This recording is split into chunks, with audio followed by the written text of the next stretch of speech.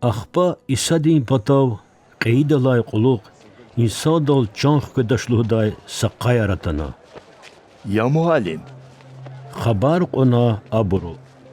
Musadi çaz kenay. Sthayrikay sad kena. Ayalar galaçir pap amuk ayta. Koy mi küst hadi. Adan pap kahçuna. Veçin sthadin tohum kıhturay. İrid sthakana. Sadlay sthadi pap gana. Amma am ayalar takani kena. Adan pap pedlay sthadi kahçuna. Ayalar takana hamni kena. Pudlay sthani hakana. Apab erit sthadini kahçunay. Amma sadakni ayalar kanaç. Abrlay quluq. Pab nexkena. Ada erit shthadik gülük kunis kiligna. Abrul çal xtayla quluq. Apab erit shtadikay his sthadin pabjida.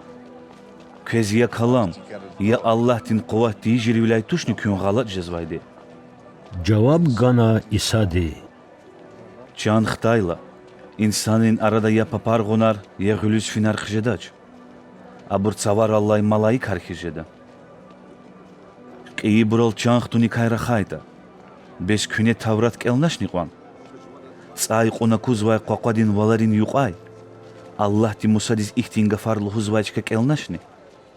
Zun İbrahim anne, İshak anne, Yakuban Allah ya.